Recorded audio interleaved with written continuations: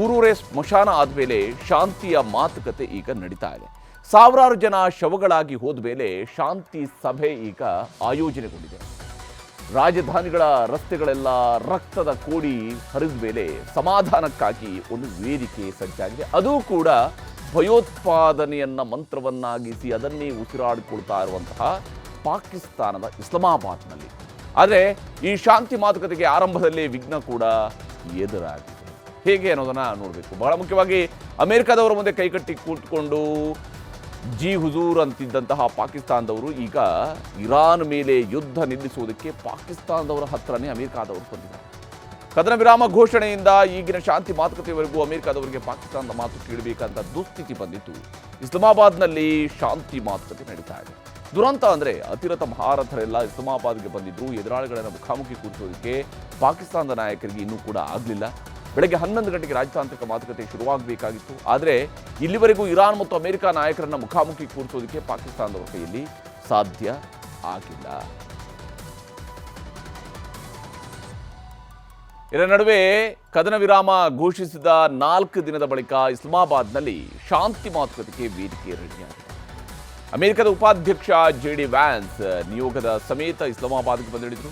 ಪಾಕಿಸ್ತಾನದ ಸೇನಾ ಮುಖ್ಯಸ್ಥ ಫೀಲ್ಡ್ ಮಾರ್ಷಲ್ ಆಸಿಫ್ ಮುನೀರ್ ಖುದ್ದು ಯೂನಿಫಾರ್ಮ್ ಅನ್ನು ತೆಗೆದು ಸೂಟ್ ಮೂಲಕವಾಗಿ ಏರ್ಪೋರ್ಟ್ಗೆ ಬಂದು ಸ್ವಾಗತಿಸಿದರು. ಇದು ಬಹಳ ಇಂಪಾರ್ಟೆಂಟ್. ಯಾಕೆಂದರೆ ಇದೇ ಮುನೀರ್ ಇರಾನ್ನ ನಿಯೋಗ ಬಂದಾಗ ಸ್ವಾಗತಿಸಿದ ರೀತಿಗೂ ಅಮೆರಿಕದ ನಿಯೋಗ ಬಂದಾಗ ಸ್ವಾಗತಿಸಿದಂತಹ ರೀತಿಗೂ ವ್ಯತ್ಯಾಸ ಆಯಿತು. ಇಲ್ಲಿ ಅಮೆರಿಕಾದವರನ್ನ ಸ್ವಾಗತಿಸೋದಕ್ಕೆ ಬಂದಾಗ ಫುಲ್ ಸೂಟ್ನಲ್ಲಿ ಬಂದು ಅವ್ರನ್ನ ಸ್ವಾಗತಿಸ್ತಾರೆ. ಹಾಗೆಯೇ ಇರಾನ್ನಿಂದ ಇಸ್ಲಾಮಿಕ್ ಗಣರಾಜ್ಯದ ಸಂಸತ್ನ ಸ್ಪೀಕರ್ ಮೊಹಮ್ಮದ್ ಬಗರ್ ಗಾಲಿಬಾಫ್ ಶಾಂತಿ ಸಭೆಗೆ ನಿಯೋಗದ ಜೊತೆಗೆ ಬಂದಿದ್ರು. ಆದರೆ ಬರಿಗೈಯಲ್ಲಿ ಬರಲಿಲ್ಲ. ಅಮೆರಿಕ ಹಾಗೂ ಇಸ್ರೇಲ್ ದಾಳಿಯಲ್ಲಿ ಸತ್ತಂತಹ ಮಿನಾಬ್ ಶಾಲೆಯ 168 ಮಕ್ಕಳ ಫೋಟೋಗಳನ್ನು ಅವರು ತಂದಿದ್ರು. ಆ ವಿಮಾನದ ಸೀಟ್ಗಳಲ್ಲಿ ಆ ಮಕ್ಕಳ ಫೋಟೋಗಳನ್ನು ಇಟ್ಟು ಅವರ ಬ್ಯಾಗ್ಗಳನ್ನು ಇಟ್ಟು ರಕ್ತಸಿಕ್ತವಾಗಿರುವಂತಹ ಶಾಲಾ ಬ್ಯಾಗ್ಗಳಿಗೆ ಮುಂದಿಟ್ಟು ಆ ವಿಮಾನದಲ್ಲಿ ಬಂದಿದ್ರು. ಈ ವಿಮಾನದಲ್ಲಿ ನನ್ನ 168 ಸಹಚರರು ಬಂದಿದ್ದಾರೆ ಅನ್ನೋ ಸಂದೇಶವನ್ನು ಕೂಡ ಜೊತೆಗೆ ಹೊತ್ತು ತಂದಿದ್ರು. ಇಸ್ಲಾಮಾಬಾದ್ ಏರ್ಪೋರ್ಟ್ನಿಂದ ಸೀದಾ ವೇದಿಕೆಗೆ ಬರದೆ ಸೆರೆನಾ ಹೋಟೆಲ್ಗೆ ತೆರಳಿದ ಇರಾನ್ ನಾಯಕರು ಅಲ್ಲಿಂದಲೇ ಅಮೆರಿಕಗೆ ಇರಾನ್ ನಾಯಕರು ಕಟ್ಟು ಸಂದೇಶಗಳನ್ನು ರವಾನಿಸಿದ್ದಾರೆ. ಇಲ್ಲಿ ಪಾಕಿಸ್ತಾನದವರು ಇಷ್ಟೆಲ್ಲ ಸಂಧಾನ ಸರ್ಕಸ್ ಮಾಡೋದಕ್ಕೆ ಮುಖ್ಯ ಕಾರಣ ಇರಾನ್ ಹಾಕಿರುವಂತಹ 4 ಷರತ್ತುಗಳು. ಅವು ಯಾವುವು ಅನ್ನೋದನ್ನು ನಾವು ಗಮನಿಸಬೇಕು. ಮಾತುಕತೆಗೆ ಇರಾನ್ 4 ಷರತ್ತುಗಳನ್ನು ಹಾಕಿದೆ. ಲೆಬನಾನ್ನಲ್ಲಿ ತಕ್ಷಣ ಕದನ ವಿರಾಮ ಜಾರಿಗೊಳ್ಳಬೇಕು ಅನ್ನುವಂಥದ್ದು ಇರಾನ್ ಹಾಕಿರುವಂತಹ ಮೊದಲ ಷರತ್ತು. ಲೆಬನಾನ್ನಲ್ಲೂ ಕೂಡ ತಕ್ಷಣ ಕದನ ವಿರಾಮ ಜಾರಿ ಆಗಬೇಕು. ಇನ್ನು ಅಮೆರಿಕ ತಡೆ ಹಿಡಿದಿರತಕ್ಕಂತಹ ಇರಾನ್ ಸಂಪತ್ತನ್ನು ರಿಲೀಸ್ ಮಾಡಬೇಕು. ಈ ಯುದ್ಧ ನಿಲ್ಲಬೇಕು ಅಂತೇಳಿ ಆದರೆ ನಮ್ಮ ಸಂಪತ್ತನ್ನು ರಿಲೀಸ್ ಮಾಡಬೇಕು ಅಂತೇಳಿ ಇರಾನ್ ಹೇಳ್ತಾ ಇದೆ. ಜೊತೆಗೆ ಅವರು ಕೇಳ್ತಿರುವಂತಹ 3ನೇ ಷರತ್ತು, ಮಾತುಕತೆಗೆ ಅಮೆರಿಕ ಮೊದಲು ನಿಯಮ ಜಾರಿ ಆಗಬೇಕು ಅನ್ನುವಂತಹ ಅಂಶವನ್ನು ಅವರು ಉಲ್ಲೇಖ ಮಾಡಿದ್ದಾರೆ. ಹಾಗೆಯೇ ನಮ್ಮ 10 ಷರತ್ತುಗಳ ಬಗ್ಗೆ ಮುಕ್ತ ಮಾತುಕತೆಗೆ ರೆಡಿ ಆಗಬೇಕು. ಅಮೆರಿಕ ರೆಡಿ ಆಗಬೇಕಾಗಿರುವಂಥದ್ದು ನಮ್ಮ ಈ 10 ಷರತ್ತುಗಳ ಬಗ್ಗೆ ಮುಕ್ತವಾಗಿ ಮಾತುಕತೆಗೆ ರೆಡಿ ಆಗಬೇಕು ಅಂತ 4ನೇ ಷರತ್ತನ್ನು ಹಾಕಿದ್ದಾರೆ. ಈ ಷರತ್ತುಗಳು ಇವುಗಳ ಮಧ್ಯೆ ಲೆಬನಾನ್ನಲ್ಲೂ ಕೂಡ ತಕ್ಷಣ ಕದನ ವಿರಾಮ ಜಾರಿ ಆಗಬೇಕು ಅಂತ ಇರಾನ್ ಹೇಳೋದಕ್ಕೆ ಮುಖ್ಯ ಕಾರಣ ಇಸ್ರೇಲ್. ಇಲ್ಲಿ ಕದನ ವಿರಾಮ ಘೋಷಿಸಿದರೂ ಕೂಡ ಇಸ್ರೇಲ್ ಲೆಬನಾನ್ ಮೇಲೆ ದಾಳಿಯನ್ನು ನಡೆಸ್ತಾ ಇದೆ. ಅದು ದಾಳಿಯನ್ನು ನಿಲ್ಲಿಸಿಲ್ಲ. ಹೀಗಾಗಿ ಕದನ ವಿರಾಮ ಲೆಬನಾನ್ನಲ್ಲೂ ಕೂಡ ಅನ್ವಯಗೊಳ್ಳಬೇಕು. ಕದನ ವಿರಾಮ ಘೋಷಿಸಿದರೂ ಕೂಡ ಇಸ್ರೇಲ್ ದಾಳಿಯನ್ನು ನಿಲ್ಲಿಸ್ತಾ ಇಲ್ಲ.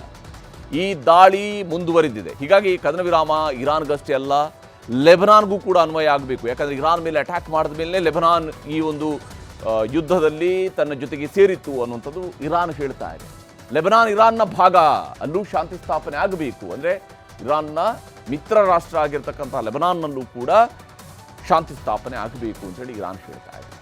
ಲೆಬನಾನ್ ವಿಷಯದಲ್ಲಿ ಮತ್ತೆ ಇಸ್ರೇಲ್ ಮೂಗು ತೂರಿಸಬಾರದು ಅಂಥೇಳಿ ಅದು ಪಾಕಿಸ್ತಾನದ ಮೂಲಕವಾಗಿ ಅಮೆರಿಕಾದವರಿಗೆ ಕಟು ಸಂದೇಶವನ್ನು ಇರಾನ್ ಸಲ್ಲಿಸಿದೆ. ಅಲ್ಲಿವರೆಗೂ ರಾಜತಾಂತ್ರಿಕ ಮಾತುಕತೆಗೆ ವೇದಿಕೆಗೆ ಬರೋದಿಲ್ಲ ಅಂತ ಹೇಳಿದ್ದಾರೆ. ಅಂದರೆ ನಾವು ರಾಜತಾಂತ್ರಿಕ ಮಾತುಕತೆ ವೇದಿಕೆಗೆ ಬರಬೇಕು ಅಂತ ಹೇಳಿದರೆ ಲೆಬನಾನ್ನ ಮೇಲೆ ದಾಳಿ ನಿಲ್ಲಿಸಬೇಕು ಇಸ್ರೇಲ್ ಅಂತ ಹೇಳ್ತಾರೆ. ಹೀಗೆ ಇಲ್ಲಿ ಬಹಳ ಮುಖ್ಯವಾಗಿ ಇರಾನ್ ಮುಂದಿಟ್ಟಿರುವಂತಹ ಈ ಷರತ್ತುಗಳು ಇರಾನ್ನ ಇನ್ನೊಂದು ಷರತ್ತನ್ನು ನಾವಿಲ್ಲಿ ಗಮನಿಸಬೇಕು.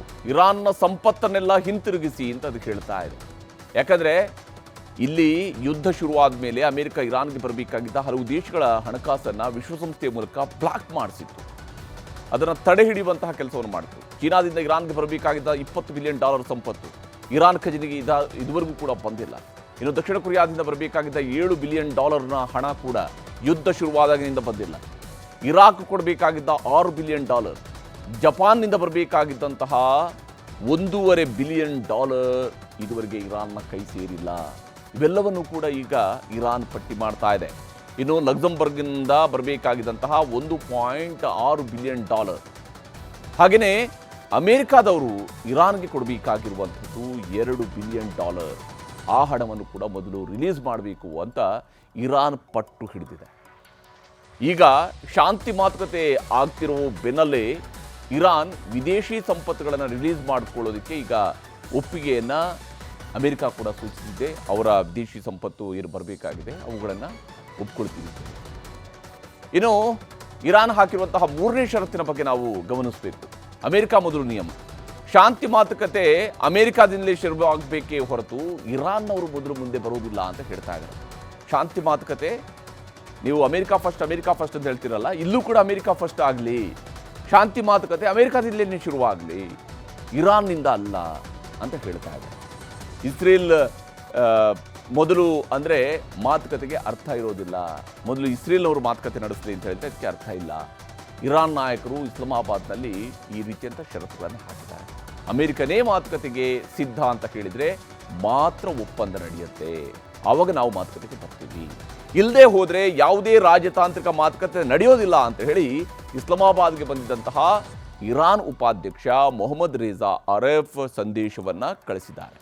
ಇರಾನ್ ಉಪಾಧ್ಯಕ್ಷ ಮೊಹಮ್ಮದ್ ರೇಜಾ ಅರಫ್ ಅವರು ಈ ಸಂದೇಶವನ್ನು ಕಳಿಸಿದ್ದಾರೆ. ಇನ್ನು ಇಸ್ಲಾಮಾಬಾದ್ನಲ್ಲಿ ಇರಾನ್ ಹಾಕಿರ್ತಕ್ಕಂತಹ 4ನೇ ಷರತ್ತನ್ನು ನಾವು ಗಮನಿಸಬೇಕು. ಕದನ ವಿರಾಮದ ವೇಳೆ ನಾವು ಕೊಟ್ಟಿದ್ದ 10 ಷರತ್ತುಗಳ ಬಗ್ಗೆ ಮುಕ್ತ ಮಾತುಕತೆ ಆಗಬೇಕು ಅಂತ ಹೇಳ್ತಿದ್ದಾರೆ. ಅಮೆರಿಕ ಮೊದಲು ಹಿಂದಿನ ಷರತ್ತುಗಳ ಬಗ್ಗೆ ಮುಕ್ತ ಮಾತುಕತೆಯನ್ನು ನಡೆಸೋದಕ್ಕೆ ಮುಂದಾಗಬೇಕು. ಇರಾನಿನ ನಿಯೋಗ ಸೋತು ಮಾತುಕತೆಗೆ ಬಂದಿಲ್ಲ ಅಂತ ಹೇಳ್ತಿದ್ದಾರೆ. ಅಂದರೆ ನಾವು ಸೋತು ನಿಮ್ಮ ಮುಂದೆ ಮಾತುಕತೆಗೆ ಬಂದಿಲ್ಲ, ಬದಲಿಗೆ ಅಮೆರಿಕ ಪಾಕಿಸ್ತಾನದ ಮೂಲಕ ಆಹ್ವಾನಿಸಿದ್ದಕ್ಕಾಗಿ ಟೆಹರಾನ್ನಿಂದ 71 ಸದಸ್ಯರ ಅತಿ ದೊಡ್ಡ ನಿಯೋಗ ಆಗಮಿಸಿದೆ ಅಂತ ಹೇಳ್ತಾ ಇದ್ದಾರೆ. ಇರಾನ್ ಅವರು ಹೇಳ್ತಾ ಇರೋದು, ನಾವು ಟೆಹರಾನ್ನಿಂದ 71 ಜನರ ನಿಯೋಗ ಬಂದಿದ್ದೀವಿ, ಅತಿ ದೊಡ್ಡ ನಿಯೋಗ ಬಂದಿದ್ದೀವಿ. ಇದಕ್ಕೆ ಕಾರಣ ಅಮೆರಿಕ ಪಾಕಿಸ್ತಾನದ ಮೂಲಕ ಮಾಡಿರುವಂತಹ ಪ್ರಯತ್ನ. ಏಪ್ರಿಲ್ 8ರಂದು ಕದನ ವಿರಾಮ ಘೋಷಿಸಿದಾಗ 10 ಷರತ್ತುಗಳನ್ನು ನಾವು ಹಾಕಿದ್ವಿ. ಆ 10 ಷರತ್ತುಗಳ ಬಗ್ಗೆ ಮುಕ್ತ ಮಾತುಕತೆ ಆಗಬೇಕು ಅನ್ನುವಂಥದ್ದು ಈಗ ಇರಾನ್ ಹೇಳ್ತಾ ಇರುವಂತಹ ಷರತ್ತು. ಮುಕ್ತ ಮಾತುಕತೆಗೆ ಅಮೆರಿಕ ಒಪ್ಪಿದೆ ಅಂತ ಹೇಳಬೇಕು. ಹಾಗಿದ್ದಾಗ ಮಾತ್ರ ನಾವು ಮುಖಾಮುಖಿಯಾಗಿ ಕುಳಿತು ಮಾತುಕತೆಯನ್ನು ನಡೆಸೋದಕ್ಕೆ ಸಾಧ್ಯ, ಉಳಿದ ವಿಷಯಗಳ ಬಗ್ಗೆ ಚರ್ಚಿಸೋದಕ್ಕೆ ಸಾಧ್ಯ ಅಂತ ಹೇಳಿ ಇರಾನ್ ಹೇಳಿದೆ. ಹೀಗೆ ಇರಾನ್ ಪಟ್ಟು ಹಿಡಿದು ಕುಳಿತಿದೆ ಈ ವಿಚಾರದಲ್ಲಿ. ಇಷ್ಟೆಲ್ಲ ಷರತ್ತುಗಳನ್ನು ಇರಾನ್ ಹಾಕಿದ ಮೇಲೆ ಇರಾನ್ ನಾಯಕರು ಇಸ್ಲಾಮಾಬಾದ್ಗೂ ಕೂಡ ಬಂದಿದ್ರು, ಹೋಟೆಲ್ನಿಂದ ಹೊರಗಡೆ ಬರ್ತಾ ಇಲ್ಲ. ಅಮೆರಿಕದವರ ಜೊತೆಗೆ ಮುಖಾಮುಖಿಯಾಗಿ ಮಾತುಕತೆ ಆಡೋದಕ್ಕೆ ಅವರು ಷರತ್ತುಗಳನ್ನು ಹಾಕಿ ಕುಳಿತಿದ್ದಾರೆ. ಇದರಿಂದ ತಲೆಕೆಡಿಸಿಕೊಂಡಿರುವಂತಹ ಪಾಕಿಸ್ತಾನದ ಪ್ರಧಾನಮಂತ್ರಿ ಹಾಗೂ ಸೇನಾ ಮುಖ್ಯಸ್ಥ ಆಸಿಫ್ ಮುನೀರ್ ಇದನ್ನು ಹೇಗೆ ಸರಿದಾರಿಗೆ ತರುವುದು ಅನ್ನುವಂತಹ ಪ್ರಯತ್ನವನ್ನು ಮಾಡ್ತಾ ಇದ್ದಾರೆ. 2 ನಿಯೋಗಗಳ ಜೊತೆಗೆ ಪ್ರತ್ಯೇಕವಾದಂತಹ ಮಾತುಕತೆ ನಡೆಸಿದ್ದಾರೆ. ಅದರಲ್ಲೂ ಪಾಕಿಸ್ತಾನದ ಪ್ರಧಾನಿ ಶೆಹಬಾಜ್ ಶರೀಫ್ ಅಮೆರಿಕದ ಉಪಾಧ್ಯಕ್ಷರಿದ್ದಂತಹ ಹೋಟೆಲ್ಗೆ ಬಂದು ಇರಾನ್ನವರ ಬೇಡಿಕೆಗಳ ಬಗ್ಗೆ ವರದಿಯನ್ನು ಒಪ್ಪಿಸಿದ್ದಾರೆ. ಅಮೆರಿಕದ ಉಪಾಧ್ಯಕ್ಷರಿಗೆ ಮಾಧ್ಯಮಗಳ ಮುಂದೆ ಫುಲ್ ಖುಷಿಯಾಗಿ ಪೋಸ್ ಕೊಟ್ಟು ಪ್ರತ್ಯೇಕವಾಗಿ ಮಾತುಕತೆಯನ್ನು ಕೂಡ ನಡೆಸಿದ್ದು, ನಮ್ಮಿಂದ ಶಾಂತಿ ಮಾತುಕತೆಗೆ ವೇದಿಕೆ ರೆಡಿಯಾಗಿದೆ, ಆದರೆ ಇರಾನ್ನವರು 4 ಬೇಡಿಕೆಗಳನ್ನು ಮೊದಲು ಈಡೇರಿಸಿದರಷ್ಟೇ ಮಾತುಕತೆಗೆ ಬರ್ತಾರಂತೆ, ಇಲ್ಲಾಂದರೆ ಬರಲ್ವಂತೆ ಅಂತ JD ವ್ಯಾನ್ಸ್ಗೆ ಪಾಠವನ್ನು ಒಪ್ಪಿಸಿದ್ದಾರೆ. ಆದರೆ JD ವ್ಯಾನ್ಸ್ ಅದೆಲ್ಲ ಆಗೋದಿಲ್ಲ, ಬೇಕಾದ್ರೆ 2 ಕಡೆಯ ನಿಯೋಗದ ಸದಸ್ಯರು ಮಾತುಕತೆ ನಡೆಸಿ ಫೈನಲ್ ಮಾಡಲಿ ಬಿಡಿ ಅಂತ ಹೇಳಿ ಹೋಟೆಲ್ನಲ್ಲಿ ರೆಸ್ಟ್ ಮಾಡ್ತಾ ಇದ್ದಾರೆ.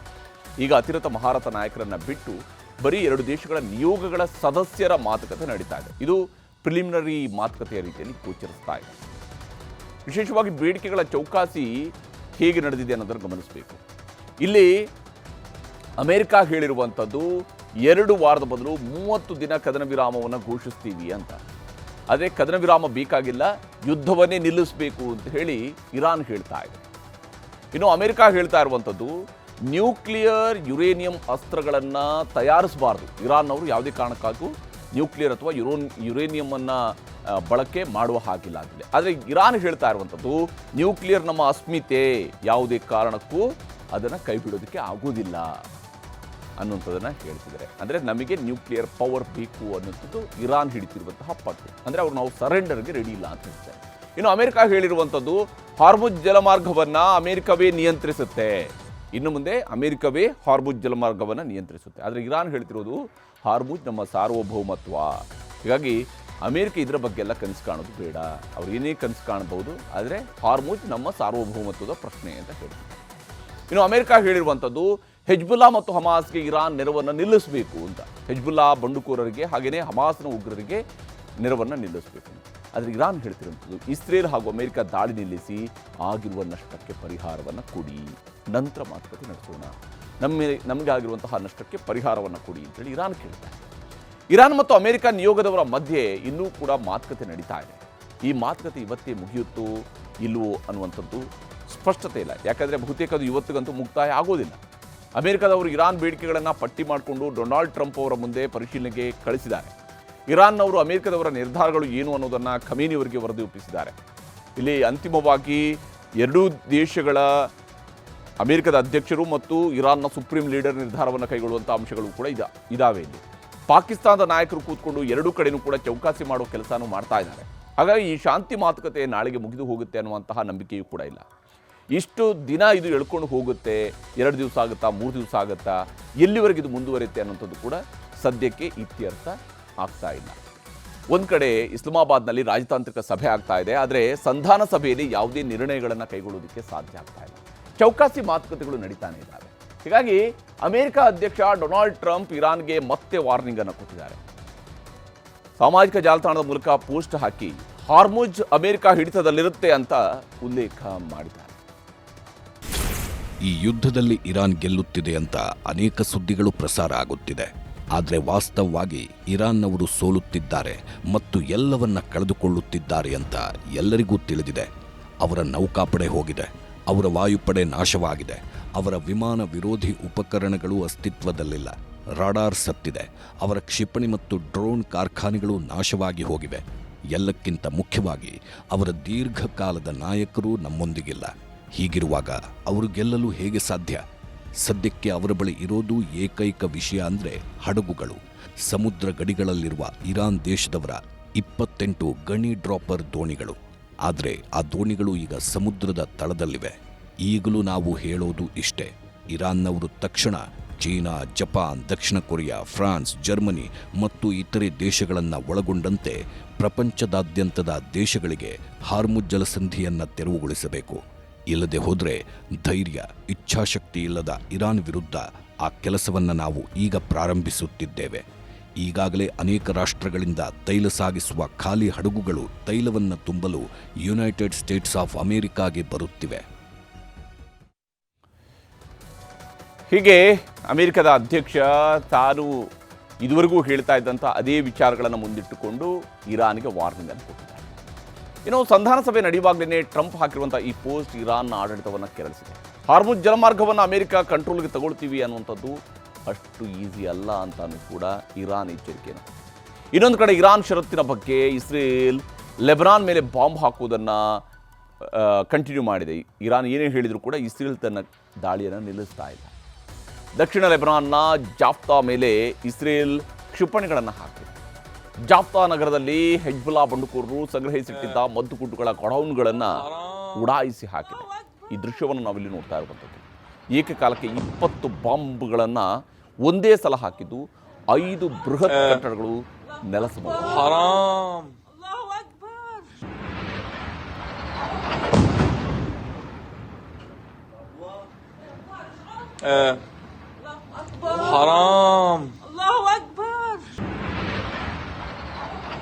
ಇನ್ನು ಹೆಜ್ಬುಲ್ಲಾದವರು ಕೈಕಟ್ಟಿ ಕುಳಿತಿಲ್ಲ. ಇಸ್ರೇಲ್ ರಾಜಧಾನಿಗೆ ದೊಡ್ಡ ದೊಡ್ಡ ಹೊಡೆತವನ್ನು ಕೊಡ್ತಾ ಇದ್ದಾರೆ. ಟೆಲ್ ಅವೀವ್ನ ಅತಿದೊಡ್ಡ ವ್ಯಾಪಾರ ಉದ್ಯಮ ಕೇಂದ್ರವನ್ನು ಸಂಪೂರ್ಣವಾಗಿ ನಾಶ ಮಾಡಿದ್ದಾರೆ. ಇಡೀ ವ್ಯಾಪಾರ ಕೇಂದ್ರವೇ ಸಂಪೂರ್ಣವಾಗಿ ಬೆಂಕಿಯಲ್ಲಿ ಬೆಂದು ಹೋಗ್ತಾ ಇದೆ. ಲೆಬನಾನ್ ಪಡೆಗಳು ಗುರಿಯಿಟ್ಟು ನಡೆಸುವಂತಹ ದಾಳಿಗಳು ಇನ್ನೂ ಭೀಕರವಾಗಿರುತ್ತೆ ಅನ್ನೋದು ಹೆಜ್ಬುಲ್ಲಾದವರು ನೀಡಿರುವಂತಹ ಹೇಳಿಕೆ. ಅಷ್ಟರ ಮಟ್ಟಿಗೆ ಇಸ್ರೇಲನ್ನು ಗುರಿಯಾಗಿಸಿ ಹೆಜ್ಬುಲ್ಲಾಗಳ ದಾಳಿ ಈಗ ತೀವ್ರ ಸ್ವರೂಪವನ್ನು ಪಡ್ಕೊಂಡಿದೆ.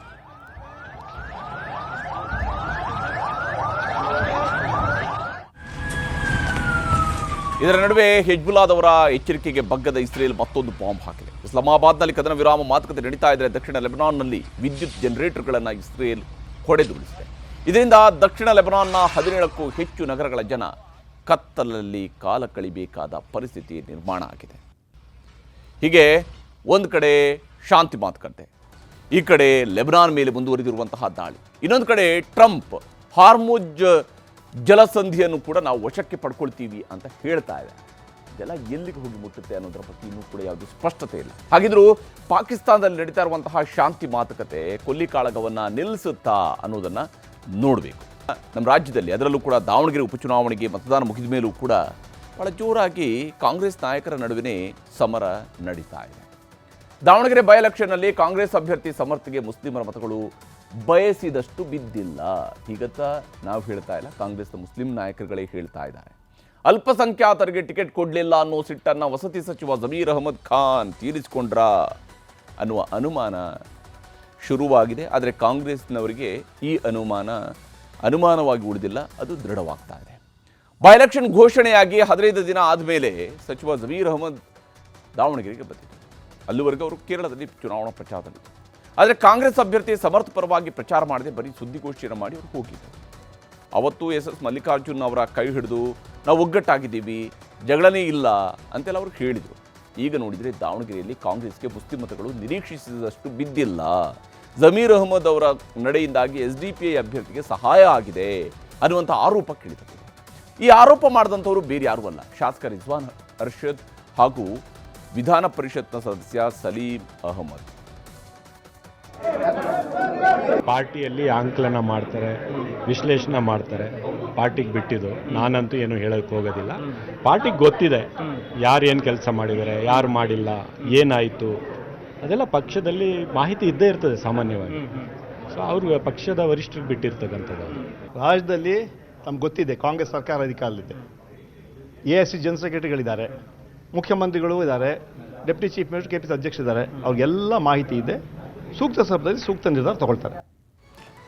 ಹೀಗೆ ಇಬ್ಬರು ಪಕ್ಷಕ್ಕೆ ಮಾಹಿತಿ ಇದೆ ಅಂತ ಹೇಳ್ತಿದ್ದಾರೆ. ಆದರೆ ಇದು ಬರೀ ಆರೋಪಗಳಷ್ಟೇ ಅಲ್ಲ. ಅಲ್ಪಸಂಖ್ಯಾತರ ನಾಯಕನಾಗಿ ಕಾಂಗ್ರೆಸ್ನಲ್ಲಿ ಈಗ ಅತಿದೊಡ್ಡ ನಾಯಕನಾಗಿ ಹೊರಹೊಮ್ಮಿರುವಂಥ ಜಮೀರ್ ಅಹಮದ್ ಖಾನ್. ಈಗ ಜಮೀರ್ ಅಹಮದ್ ಖಾನ್ ವಿರುದ್ಧ ಕಾಂಗ್ರೆಸ್ನ ಹೈಕಮಾಂಡ್ಗೂ ಕೂಡ ದೂರು ಸಲ್ಲಿಕೆಯಾಗಿದೆ ಮತ್ತು ಹೈಕಮಾಂಡ್ಗೆ ಒಂದು ವರದಿಯನ್ನು ಸುರ್ಜೇವಾಲಾ ಅವರು ಕೂಡ ಕಳಿಸ್ಕೊಡೋದಕ್ಕೆ ರೆಡಿಯಾಗಿದ್ದಾರೆ. ಆದರೆ ಯಾವ ಕಾರಣಕ್ಕಾಗಿ ಜಮೀರ್ ಮೇಲೆ ದೂರು ಅನ್ನೋದು ನಾವು ಗಮನಿಸಬೇಕು.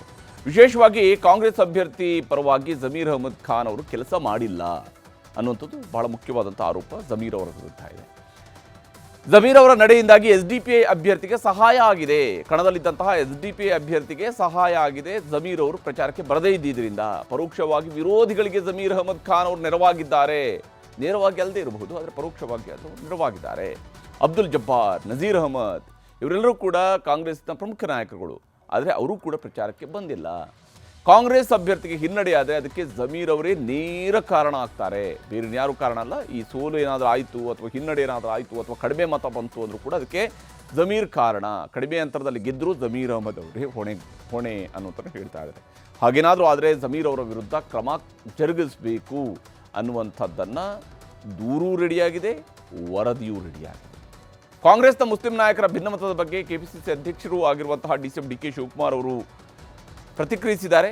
ನಾನೀಗ ಏನೂ ಮಾತಾಡೋದಿಲ್ಲ, ನನಗೂ ಕೆಲವು ರಿಪೋರ್ಟ್ ಬಂದಿದೆ, ಲೋಕಲ್ ಲೀಡರ್ಸ್ ಹತ್ರ ರಿಪೋರ್ಟ್ ತರಿಸ್ಕೊಂಡು ವೆರಿಫೈ ಮಾಡ್ತಾ ಇದ್ದೀನಿ, ಆಮೇಲೆ ಎಲ್ಲ ಮಾತಾಡ್ತೀನಿ ಅಂತ ಶಿವಕುಮಾರ್ ಅವರು ಹೇಳಿದ್ದಾರೆ. ಅಲ್ಪಸಂಖ್ಯಾತ ನಾಯಕರು ಕೆಲವೊಂದಿಷ್ಟು ಆರೋಪ ಮಾಡಿದ್ದಾರೆ, ನಮ್ಮದೇ ಹಿರಿಯ ನಾಯಕರು ಷಡ್ಯಂತ್ರ ಮಾಡಿದ್ದಾರೆ, ಹುನ್ನಾರ ಮಾಡಿದ್ದಾರೆ ಅಂತ ಹೇಳಿದ್ದಾರೆ. ಈಗ ನಾನು ಎಲ್ಲ ಮಾತಾಡಲ್ಲ, ನನಗೂ ಕೆಲವೇನೋ ರಿಪೋರ್ಟ್ಸ್ ಎಲ್ಲ ಬಂದಿದೆ. ಮೈನಾರಿಟಿ ಪ್ರೆಸಿಡೆಂಟು ಕೂಡ ರೆಸಿಗ್ನೇಷನ್ ಸಬ್ಮಿಟ್ ಮಾಡಿದ್ದಾರೆ. ನಾನು ಅದನ್ನು ವೆರಿಫೈ ಮಾಡ್ತೀನಿ. ನಾನು ಲೋಕಲ್ ಲೀಡರ್ಸ್ ಹತ್ರ ಒಂದು ರಿಪೋರ್ಟ್ ತರಿಸ್ಕೊಂಡು ಆಮೇಲೆ ಮಾತಾಡ್ತೀನಿ. ಇದು ಇಷ್ಟಕ್ಕೆ ಸುಮ್ಮನಾಗಲಿಲ್ಲ. ಕಾಂಗ್ರೆಸ್ ಅಲ್ಪಸಂಖ್ಯಾತರ ಘಟಕದ ರಾಜ್ಯಾಧ್ಯಕ್ಷ ಸ್ಥಾನಕ್ಕೆ ಅಬ್ದುಲ್ ಜಬ್ಬಾರ್ ಅವರು ರಾಜೀನಾಮೆ ನೀಡಿದ್ದಾರೆ. ದಾವಣಗೆರೆ ದಕ್ಷಿಣದಲ್ಲಿ ಮುಸ್ಲಿಂ ಅಭ್ಯರ್ಥಿಗೆ ಬೆಂಬಲದ ಆರೋಪ ಇತ್ತು. ತಮ್ಮ ವಿರುದ್ಧ ಪಕ್ಷ ವಿರೋಧಿ ಚಟುವಟಿಕೆ ಆರೋಪ ಬಂದಿರುವಂತಹ ಹಿನ್ನೆಲೆಯಲ್ಲಿ ಅಲ್ಪಸಂಖ್ಯಾತ ಘಟಕಕ್ಕೆ ಅಬ್ದುಲ್ ಜಬ್ಬಾರ್ ಅವರು ರಾಜೀನಾಮೆಯನ್ನು ಸಲ್ಲಿಕೆ ಮಾಡಿದ್ದಾರೆ. DK ಶಿವಕುಮಾರ್ ಮತ್ತು ಹ್ಯಾರಿಸ್ ಬಿಟ್ಟು ನನಗೆ ಯಾರೂ ಮಾತಾಡಿಲ್ಲ. DK ಶಿವಕುಮಾರು ಕೊನೆಯದಲ್ಲಿ ನನಗೆ ಪ್ರೆಸ್ ಕಾನ್ಫರೆನ್ಸ್ ಮಾಡಬೇಕಪ್ಪ, ನೀನು ಯಾಕೆ ಗಡ್ಡೆ ಬಂದು ಬರ್ದಲ್ಲ ಹಂಗೆ ಅಂತ ಅಂದರು. ನಾನು ಇಲ್ಲ ಸರ್ ಆರೋಗ್ಯ ಸರಿ ಇಲ್ಲದಕ್ಕೆ ನಾನು ಬಂದಿಲ್ಲ, ನಾನು ನನ್ನ ಕಡೆಯಿಂದ ಎಷ್ಟಾಗ್ತದೆ ಎಲ್ಲೆಲ್ಲ ಆಗ್ತದೆ ಏನು ಮಾಡ್ತಾಯಿದ್ದೀನಿ ಅಂತ ಹೇಳಿದೆ. ಅದ್ರ ಜೊತೆಗೆ ಈಗ ನನಗೆ ಫಸ್ಟ್ ಆಫ್ ಆಲ್ ಹೇಳಬೇಕಪ್ಪ ಅಂತ ಹೇಳಿದ್ರೆ, ದಾವಣಗೆರೆ ಸೌತಿನ ಟಿಕೆಟ್ ಕೇಳಿದ್ದೆ ಒಂದು ದೊಡ್ಡ ತಪ್ಪಾಗಿಬಿಟ್ಟಿದೆ. ಟಿಕೆಟ್ ಕೇಳಿದ್ದು ನನ್ನ ಸ್ವಂತ ಇಚ್ಛೆಯಿಂದ ಅಲ್ಲ. ನಮಗೆ ಫಸ್ಟ್ ಆಫ್ ಆಲು ನನಗೆ ಟಿಕೆಟ್ ಕೇಳ್ರಿ ಅಂತ ಹೇಳಿದ್ದೆ ರಿಜ್ವಾನ್ ಅರ್ಷದ್ದು ಮತ್ತು ಸಲೀಂ ಅಹಮದ್ ಅವರು ಮತ್ತು ಎಲ್ಲ ಮುಖಂಡರುಗಳು ಸೇರ್ಕೊಂಡು ಮತ್ತು ಆಮೇಲೆ ಮಾತಾಡಿದ್ವಿ ನಾವು. ನನಗೆ ಅನ್ನಿಸ್ತಾ ಇರೋದು ಈಗ ಅರ್ಜೆಂಟಾಗಿ 2-3 ಜನಕ್ಕೆ ನಮಗೆ ಡೌನ್ ಮಾಡಬೇಕು, ಇವ್ರ ಮೇಲೆ ಬರಬೇಕು, ಅವರು ಮಿನಿಸ್ಟ್ರ್ ತೆಗಿಬೇಕು, ಮಿನಿಸ್ಟ್ರ್ ಆಗಬೇಕು ಅನ್ನೋದು ಭಾಳ ಹಪಾಪಿ ಕಾಣ್ತಾ ಇದೆ.